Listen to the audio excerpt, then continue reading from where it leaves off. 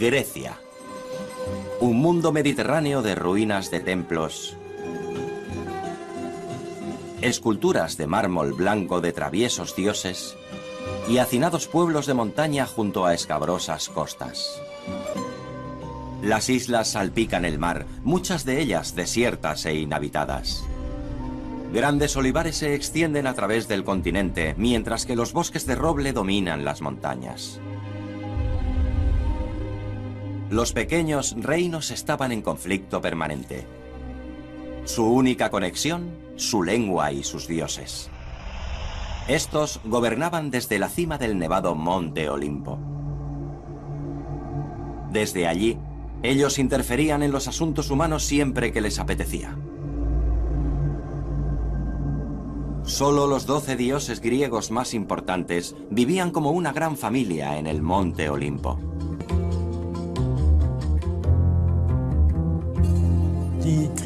Los dioses griegos son completamente diferentes a lo que nosotros nos imaginamos que son los dioses. No son omnipotentes, ni omniscientes, ni omnipresentes. Pero lo que nos molesta más, desde un punto de vista cristiano, musulmán o judío, es el hecho de que esos dioses son moralmente imperfectos, que se enfrentan los unos a los otros, cometen adulterio, roban y engañan. Pero a pesar de ello, el gobierno de los dioses olímpicos se consideraba justo y fueron venerados durante al menos 1000 años. Venerados, pero también temidos, sobre todo cuando jugaban con el destino. El personaje más interesante de todos era el poderoso padre de los dioses, Zeus. Él podía hacer lo que quisiera y sus aventuras son legendarias. Su hermana era Deméter, virgen y madre a la vez, y encargada de la agricultura y la fertilidad. Su hermano, Poseidón, era el irascible dios del mar y disfrutaba hundiendo barcos. Se dice que Atenea fue una invención y representaba la sabiduría y la guerra. La bella Afrodita se encargaba del amor. Aunque estaba casada, raramente era fiel. A Dioniso le encantaba celebrar grandes festines y estridentes fiestas. Y finalmente, Apolo. Era responsable de todo tipo de cosas, sin olvidar el oráculo de Delfos. En la antigua Grecia a los dioses se les consultaba sobre cualquier cosa. Conseguir su consejo implicaba viajar a un lugar sagrado, supuestamente justo en el centro del mundo, Delfos. Un imponente templo que albergaba el oráculo más influyente de la época. Miles de personas hacían el arduo viaje llevando consigo ofrendas de valor, porque sin ofrendas no había profecía divina. 4 dracmas hemos pagado por esta terca bestia. Apolo lo tendrá en cuenta. ¡Ya lo veremos! Innumerables personas hacían la peregrinación con la esperanza de que el destino se tornara a su favor.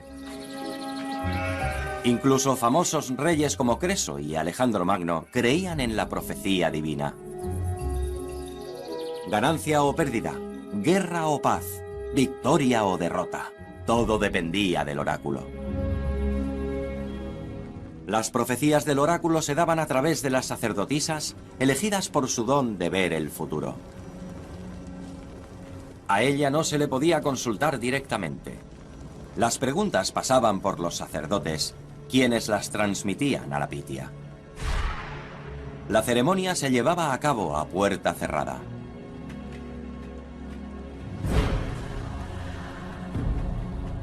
Por eso nadie sabe lo que sucedía realmente en el santuario interior del templo.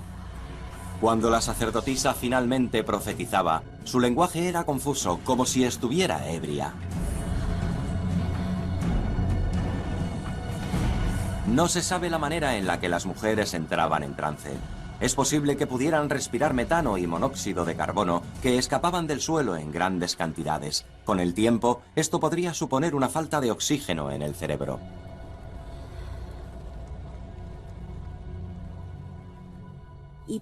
Se especula que la Pitia respiraba gases que emanaban del interior del templo o que masticaba hojas de laurel tóxicas.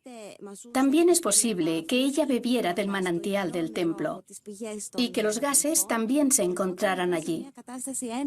Lo que está claro es que la Pitia entraba en un trance divino.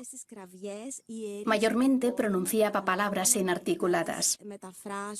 Los sacerdotes luego las interpretaban y las proclamaban como profecías divinas. Así que los sacerdotes están detrás de las misteriosas profecías, hombres poderosos que dirigen un negocio próspero en Delfos. ¿Puedes decirnos qué ha dicho? Es duro interpretar las palabras de los dioses. Pero puedes decirnos algo, ¿no? Apolo os apoya a vosotros y a vuestros planes. Y por vuestra generosidad puede decirse que él os recompensará bien.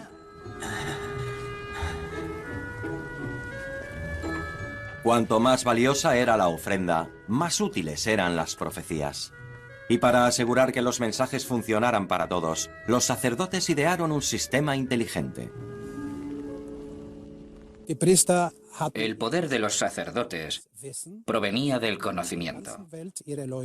Mandaban a su gente por todo el mundo para tener conocimiento de lo que estaba pasando en todas partes. Y cuando las personas iban allí y hacían preguntas, los sacerdotes sabían qué respuesta debían darles. Las personas que iban allí mandaban dinero. Los sacerdotes administraban ese dinero y lo guardaban en tesorerías. Esas tesorerías y el dinero que iba para el Delfos se gestionaban como un banco moderno. Y puesto que también emitían préstamos, los sacerdotes obtuvieron mucho poder. Los sacerdotes gestionaban de manera eficiente el centro financiero de Grecia. Irónicamente, los dos preceptos délficos más importantes fueron aparentemente escritos en el frontón del templo: «Conócete a ti mismo» y «Nada en exceso». A pesar de todo, era fundamental mantener a los impredecibles dioses de tu lado. Todas las ciudades-estado confiaban en Apolo para sus negocios. Incluso la poderosa Atenas enviaba ofrendas votivas a Delfos. Se cree que las colonias griegas lejanas tenían sus propios oráculos y tesorerías.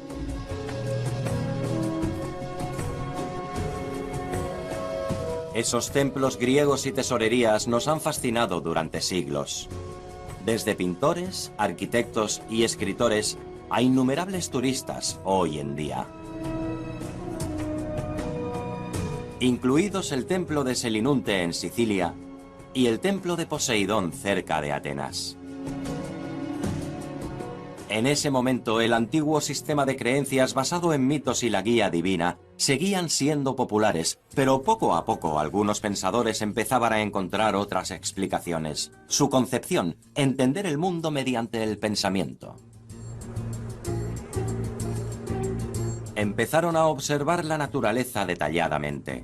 Los nuevos científicos encontraron patrones en el comportamiento de apareamiento de las abejas y desarrollaron nuevos instrumentos para medir la circunferencia de la Tierra.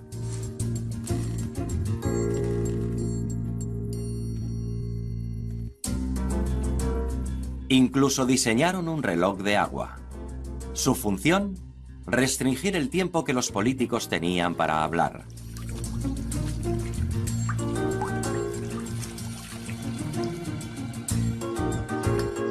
Aparecieron las primeras máquinas, como la máquina de asignación para seleccionar y nombrar funcionarios. Las historias de dioses temperamentales ya no eran suficientes para estos eruditos. Querían entender la relación causa-efecto y desarrollar leyes científicas. Se llamaron a ellos mismos filósofos y amigos de la sabiduría, y son considerados los fundadores de la ciencia moderna. Desde el siglo VI a.C. en adelante, la sed de conocimiento se propagó a través de Grecia como la pólvora. Las escuelas del pensamiento se convirtieron en los nuevos templos, instituciones que sentaron las bases para los centros de investigación de hoy. En el siglo XVI, Roma retoma estas antiguas ideas. El Papa Julio II incluso dedicó un fresco en el que representa a los grandes filósofos en la escuela de Atenas. Uno de ellos es Sócrates, quien sondea a la gente de Atenas con preguntas incómodas y concluye: yo solo sé que no sé nada. Platón es el fundador de la primera escuela de filosofía del mundo. Su objetivo es la búsqueda de la verdad. A su derecha está su discípulo Aristóteles, quien hace historia con la invención de la lógica. Hay muchos rumores acerca de Diógenes, pero pocos hechos concretos. Por otro lado, Arquímedes se considera excepcional. Es famoso por su ingenio incluso en la antigüedad. Es precisamente por eso que le dio una misión especial.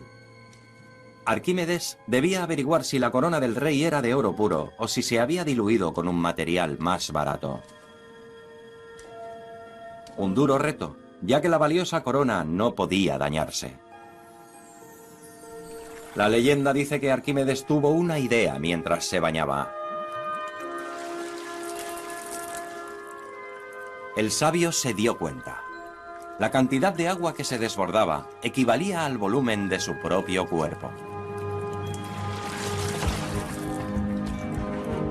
Concluyó que el volumen de un objeto y su densidad se pueden calcular midiendo el agua desplazada.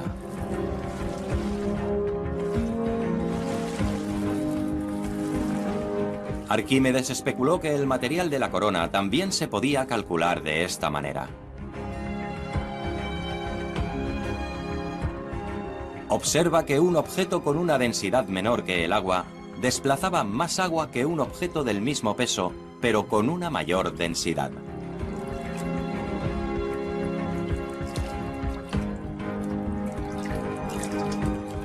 Jubiloso de su descubrimiento, se dice que Arquímedes gritó: ¡Eureka! ¡Lo he encontrado! Y salió corriendo desnudo a la calle. Arquímedes entonces cogió la corona y un trozo de oro del mismo peso. Si la corona también era de oro puro, ambos objetos deberían desplazar a la misma cantidad de agua. Pero la corona desplazó más. Debe haber sido mezclado con otro material. Arquímedes logró resolver muchos otros enigmas. Todavía se le considera como uno de los cerebros más brillantes de todos los tiempos, y su principio de Arquímedes nunca ha sido refutado. Pero sus contemporáneos no estaban muy alejados de él. Los eruditos de la antigua Grecia diseñaron los primeros mapamundis con longitudes y latitudes. Descubrieron que la Tierra era redonda, y Ptolomeo calculó cómo los planetas y otros cuerpos celestes orbitaban alrededor de la Tierra. La primera máquina de vapor y una bomba de agua fueron otros notables inventos. Los griegos desarrollaron armas nuevas como la catapulta y chalecos protectores para sus soldados. Arquímedes formuló las leyes de la palanca y sentó las bases de la mecánica moderna. Pero también la geometría y el álgebra se remontan a los eruditos de la antigua Grecia. Gran parte de lo que damos por sentado hoy en día se originó con las observaciones, cálculos y conclusiones de las grandes mentes de la antigüedad. Sin ellos, quizá nunca hubiera habido una cúpula para completar una iglesia. El conocimiento de los elementos que componen la Tierra y la física nuclear nunca podrían haberse desarrollado. La revolución industrial en el comienzo del siglo XIX podría no haber sucedido, y cruzar los océanos podría haber sido simplemente un sueño imposible.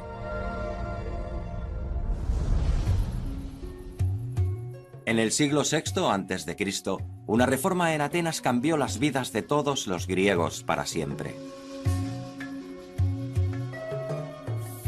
Alrededor de 80.000 atenienses fueron testigos de un cambio político monumental. La ciudad-estado estaba en crisis. La gente común se rebelaba contra el rey y las clases gobernantes. Ellos querían tener voz y voto en las decisiones estatales importantes. Este fue el nacimiento de la Asamblea Popular. Todos los ciudadanos de Atenas podían formar parte, al menos casi todo el mundo. La asamblea estaba restringida a los hombres mayores de 18 años. Los ciudadanos de Atenas se reúnen una vez al mes en un lugar cerca de la Acrópolis para hablar de política. Una asamblea popular con reuniones regulares. Era la primera vez en la historia. Esto marcó el comienzo de un nuevo sistema, la democracia. De hecho, la democracia fue producto de una crisis. Primero, los griegos luchaban entre sí. Luego tuvieron que defenderse de los persas. Todos, desde los nobles a los agricultores, necesitaban defenderse seriamente del enemigo que avanzaba. Los ejércitos de las ciudades-estado reunieron miles de soldados. Pobres y ricos luchan hombro con un mismo propósito. Después de todo, su independencia estaba en juego. Atenas también construye una flota. Eran necesarios miles de remeros para mantenerlo en movimiento, los cuales eran reclutados de entre los más pobres de la sociedad. Juntos, los griegos eran fuertes. Vencieron a los agresores persas en 2 batallas decisivas, pero hubo consecuencias políticas. A cambio de arriesgar sus vidas por el Estado, los soldados ahora pedían más derechos, en particular aquellos de la población común. Después de todo, todos ellos contribuían a la victoria o la derrota, ya fueran agricultores o jornaleros, nobles o simples ciudadanos. Ahora todos querían tener voz. Pasarán alrededor de 200 años antes de que alcancen su objetivo. Las experiencias de los ciudadanos de Atenas en las batallas colectivas y el intento de encontrar soluciones comunes durante los preparativos para la guerra fueron factores decisivos para la aparición de la democracia.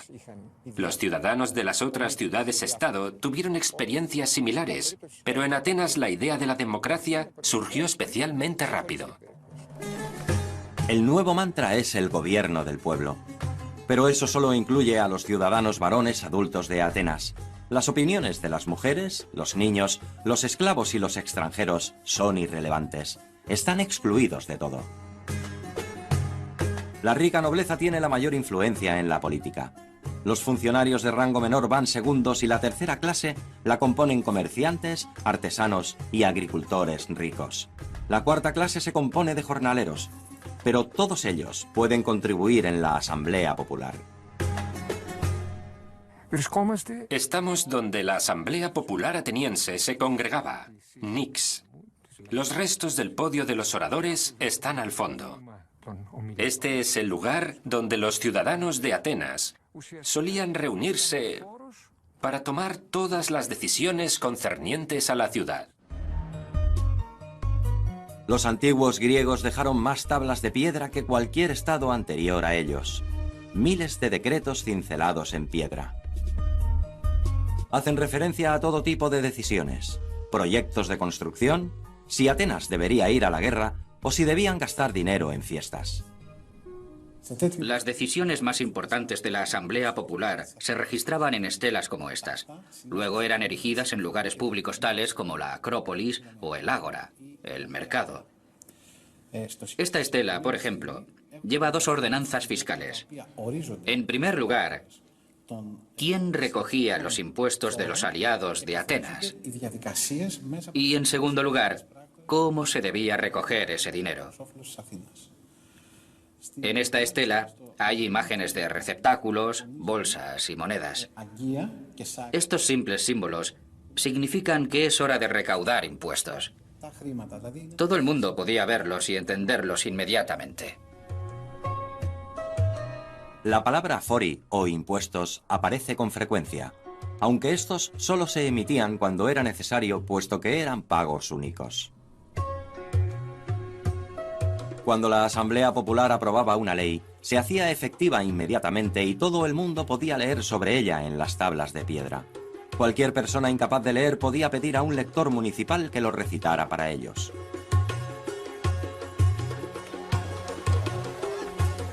En la antigua Grecia, las funciones oficiales se asignaban al azar mediante un sorteo.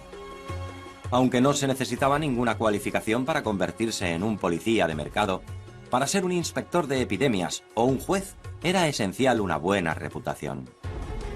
Leónidas Linos, has sido elegido. Y aquí tenemos a Gregorios Panacos.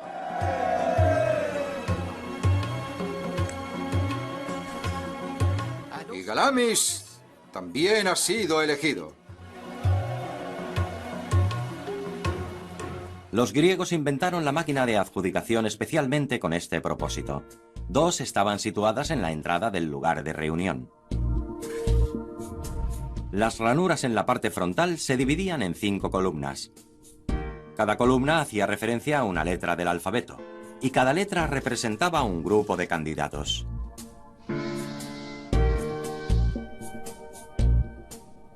Las placas de identificación de los candidatos se insertaban al azar en las ranuras del grupo al que pertenecían. Luego se tiraban canicas blancas y negras a la máquina de adjudicación para seleccionar los nombres. La blanca significaba elegido, negra, no elegido.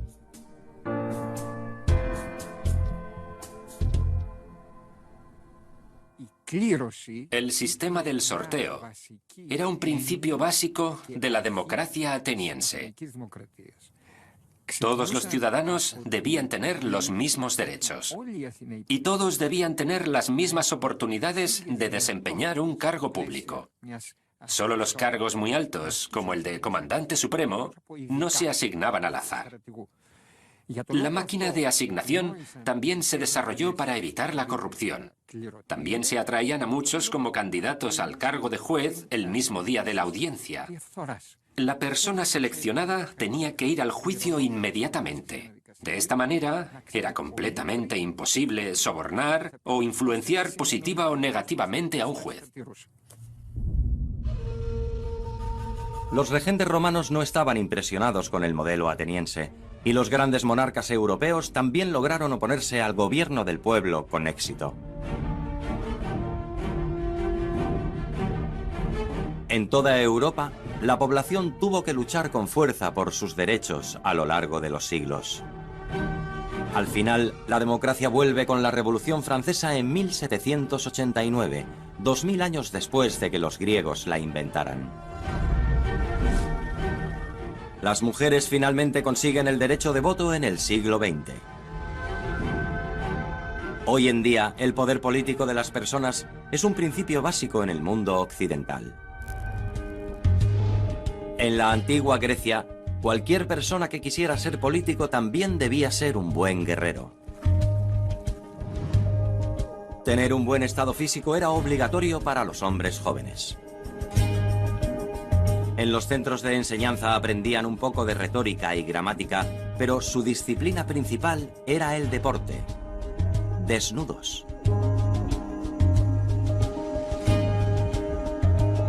De hecho, la palabra gimnasio significa lugar donde ir desnudo. Las exigencias eran muy altas. Cualquiera que demostrara tener verdadero talento durante el entrenamiento recibía apoyo para competir en los grandes eventos deportivos como atleta. Tener un cuerpo perfecto era importante. Los antiguos griegos fueron los primeros en llevar al extremo el culto a la imagen corporal. Sus ideales de belleza estaban tallados en piedra para que todos lo vieran. Por primera vez en la historia, las estatuas eran realistas.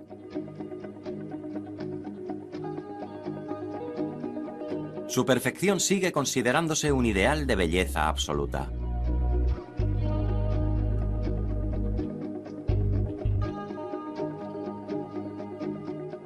La época del Renacimiento retoma todos esos ideales y se crean nuevas obras de arte basadas en los antiguos modelos. Pero para estos artistas no era tan importante una belleza inmaculada, sino la perfecta reproducción de la anatomía humana. Y ningún hombre del Renacimiento sometería su cuerpo a ese entrenamiento tan duro. La escultura griega utiliza como tema el cuerpo humano. Esta puede representar un dios o puede representar un atleta, pero no muestra realmente un cuerpo promedio. Al igual que hoy en día hay una búsqueda de cuerpos ideales. Estos están reproducidos con sorprendente detalle, llenos de matices atléticos, los cuales muestran todos los músculos y unas costillas pronunciadas, mientras realizan hermosas poses. En la actualidad, estos ideales de belleza con 2000 años de antigüedad siguen vigentes, aunque hoy pocos se preocupan tanto en mantener sus cuerpos en forma.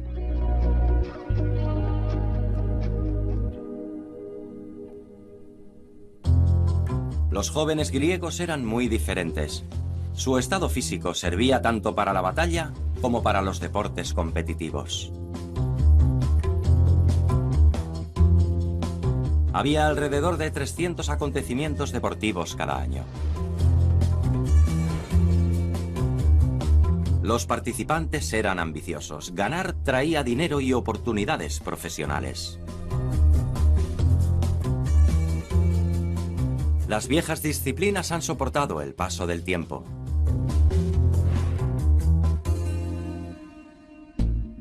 El lanzamiento de disco ha estado presente desde el principio. También la jabalina. Ambos requieren una fuerza y una técnica superior. La lucha a puñetazos también fue introducida por los griegos, aunque las reglas se han vuelto mucho más estrictas. Y aún en el siglo XXI la emoción de las carreras nos sigue fascinando. El acontecimiento deportivo más importante de los griegos tenía lugar cada 4 años en Olimpia. Se enviaban mensajeros por todo el territorio para anunciar el inicio de los Juegos. Se invitaba a todas las ciudades-estado, incluso a aquellas con las que estaban en desacuerdo. La competición estaba marcada por un armisticio en todo el mundo griego, la tregua olímpica. Originalmente el espectáculo se celebraba en honor a Zeus y normalmente atraía a decenas de miles de visitantes. Las instalaciones eran extraordinarias. Los polideportivos estaban a disposición de los atletas para que entrenasen. Tenían todo lo que necesitaban. Al igual que hoy en día, los deportistas eran superestrellas. Si ganaban. Los ganadores recibían una corona de laurel y se aseguraban la fama eterna. Milón de Crotona fue una leyenda. Un luchador también conocido como Gordito. Devoraba 8 kilos de carne cada día. Teógenes, un luchador, obtuvo 1300 victorias y se dice que su estatua tiene poderes curativos. Y ahí está el famoso luchador Arrichión. Incluso mientras yace moribundo, se dice que dislocó el dedo de su adversario. Pero también hay algunos perdedores famosos. Apolonio quedó fuera de la competición por llegar tarde. Se demostró que Eupolo era corrupto, y otro Teógenes fue castigado severamente por aburrir al público. Pero en el siglo V después de Cristo, las competiciones pacíficas terminan de forma repentina. El emperador cristiano Teodosio prohibió cultos paganos, incluidos los Juegos Olímpicos. El estadio desapareció. Primero bajo una nueva ciudad, después bajo metros de altura de escombros. Los arqueólogos redescubrieron las ruinas en el siglo XIX. Olimpia fue famosa una vez más. Y en 1896 tuvieron lugar en Atenas los primeros Juegos Olímpicos modernos. Pronto las mujeres también pudieron participar. En el mundo globalizado del siglo XXI, los Juegos Olímpicos se han convertido en un elemento básico. Se toman como un símbolo eterno que representa comunicaciones pacíficas entre las personas. El teatro fue también importante, aunque hoy no es tanto una actividad de masas. En la antigua Grecia, cada pequeño pueblo tenía su propio teatro, lo cual era un orgullo para sus habitantes. El teatro tiene su origen en los ritos religiosos. Las danzas rituales en honor al dios Dioniso tuvieron un papel central.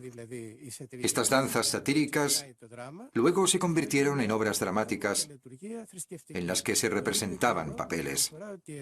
Lo especial de Epidauro es que mandaban a los enfermos al teatro con fines terapéuticos. Las actuaciones seguían reglas estrictas y cada pieza se representaba solo una vez. No había más de 3 actores en el escenario, todos ellos hombres. Llevaban máscaras para interpretar distintos papeles, viejos, jóvenes e incluso mujeres. Lo que contaba eran los expresivos gestos, una gran voz y una pronunciación exacta. Estaban acompañados por un coro que guiaba la actuación y explicaba su trasfondo.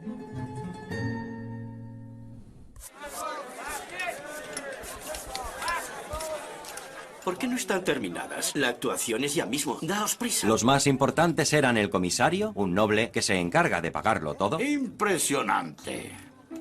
Y, por supuesto, el escritor de la obra. Repítelo. Ah, Eurípides. Parece que tu nueva obra también es espectacular. Sí, por supuesto. Cuando pienso en tus últimas obras, no dudo que haces un gran trabajo, pero... Dime lo que piensas. No entiendo por qué al final todos tienen que morir. Es una tragedia, es por eso. Algo divertido y ligero podría también estar bien. Algo con lo que reírse, ¿eh? Pero yo escribo tragedias. Sí, lo sé. Pero quiero ver algo diferente esta vez. ¿Comprendes? Pues no. Eurípides, lo digo en serio, ¿no estaría mal algo un poco más ligero? Piénsalo. Volveré mañana.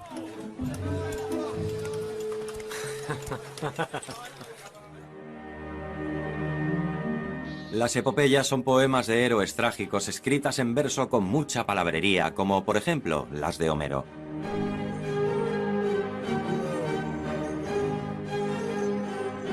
Los personajes principales suelen tratar de escapar de su destino, pero casi siempre terminan muriendo. La comedia es un poco más relajada. Es una pieza agradable, a menudo un poco vulgar, con un final feliz garantizado. Como dice Aristóteles, el teatro purifica el alma. Las historias se originaban a partir de los mitos. Trataban de conflictos que no solo podían resolver los dioses, sino también las personas. El mensaje de que hay soluciones para todos los conflictos es lo que provoca el proceso de curación. Mientras la audiencia pudiera oír el mensaje del director, los teatros griegos podían soportar hasta 14.000 personas.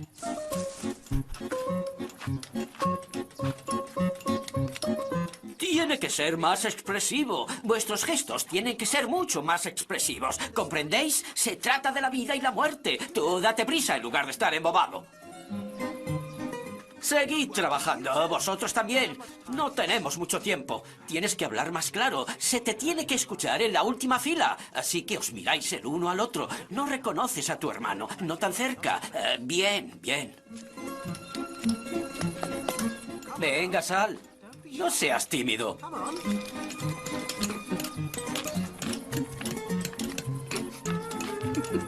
El pelo está bien. No te rías.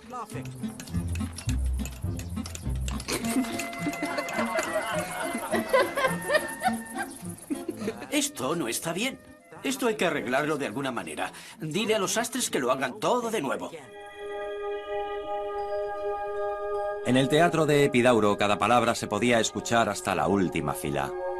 La estructura es famosa por su excepcional acústica.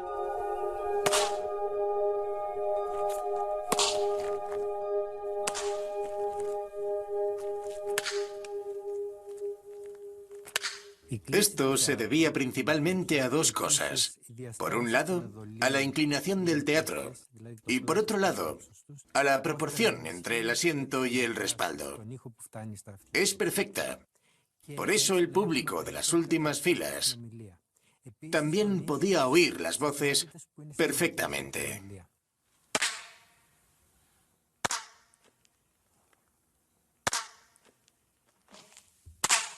Las frecuencias aumentan de abajo hacia arriba. Es normal que el eco se concentre aquí. Cuando nos alejamos nos damos cuenta de que el sonido cambia porque la simetría del eco cambia. El Epidauro se construyó con una acústica perfecta. Pero no sabemos si los griegos lo planearon así. ¿Hicieron cálculos exactos o fue simplemente fruto de la experiencia? Eso será siempre un secreto.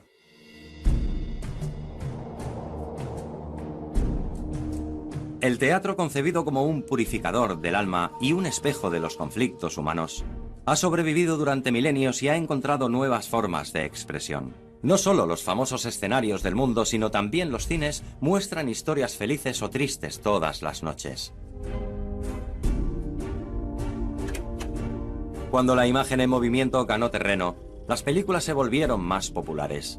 Los estudios produjeron éxitos de taquilla y llegaron a millones de espectadores. A lo largo de los siglos, nuevos héroes han ido conquistando la gran pantalla y los escenarios, pero las historias siguen un viejo patrón, el de las comedias y tragedias.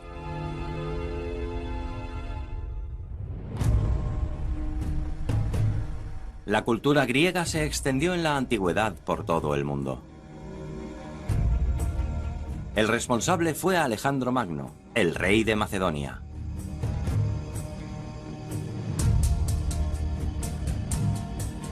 En el siglo IV a.C., el joven gobernante se puso en marcha para conquistar el mundo.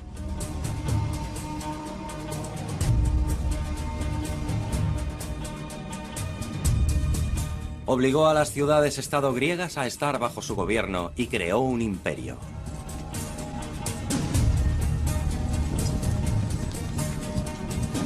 Alejandro Magno introdujo la lengua y la educación griega en los territorios conquistados. Una nueva época comienza, el helenismo.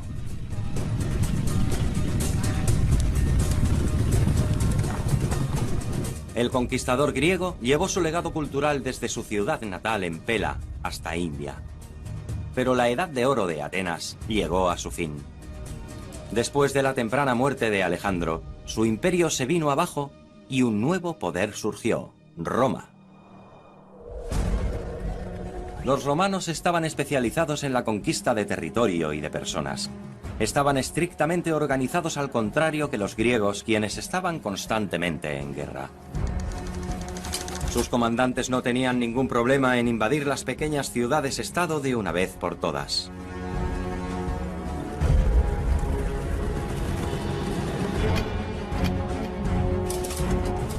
En comparación con los ambiciosos romanos, los griegos siempre se mantuvieron como al principio, demasiado diferentes y demasiado desunidos para combatir contra Roma.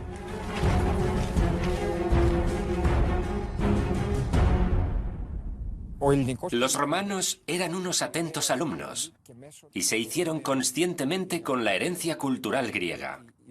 Los romanos propagaron la cultura griega por toda Europa, porque ellos comprendían el valor de la singular aportación de los griegos, ya fuera la educación, la literatura o el teatro.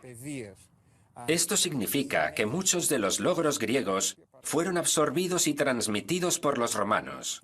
Por ejemplo, gran parte de los sistemas legislativos romanos eran de origen griego. De esta manera, los romanos conservaron la herencia de los griegos para la posteridad. Y su herencia era impresionante.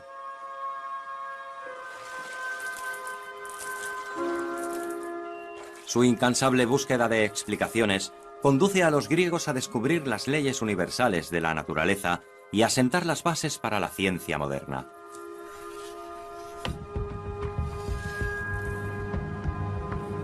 Ningún otro pueblo había influido tanto en la tecnología moderna, incluso preparó el terreno para el progreso.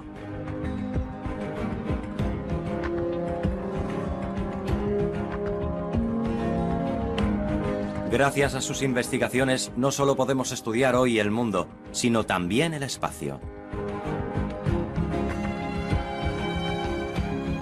Su arte contando historias dio lugar a las grandes obras de la literatura mundial e inspiró a la industria del cine. Sus teatros sirvieron de modelo para grandes estadios, los cuales alojan a decenas de miles de personas en grandes actuaciones.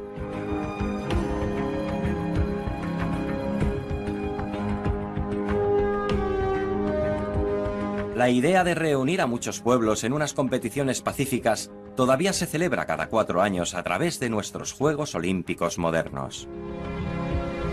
Alrededor de todo el mundo y traspasando todas las fronteras. Pero la influencia de la antigua Grecia más importante hoy en día es la idea de que los ciudadanos gobiernen su estado y lo controlen a través de leyes hechas por el pueblo. Muchos países independientes de la Unión Europea probablemente no serían hoy democráticos sin las revolucionarias reformas de los antiguos griegos. Y no solo en Europa. El pensamiento democrático de el gobierno del pueblo, por el pueblo y para el pueblo fue obra de Abraham Lincoln. Los logros de los antiguos griegos han sobrevivido durante milenios, incluso hoy en día, que siguen dando forma a la vida y el pensamiento del mundo occidental de manera sustancial. No hay duda, la antigua Grecia es la cuna de la cultura occidental.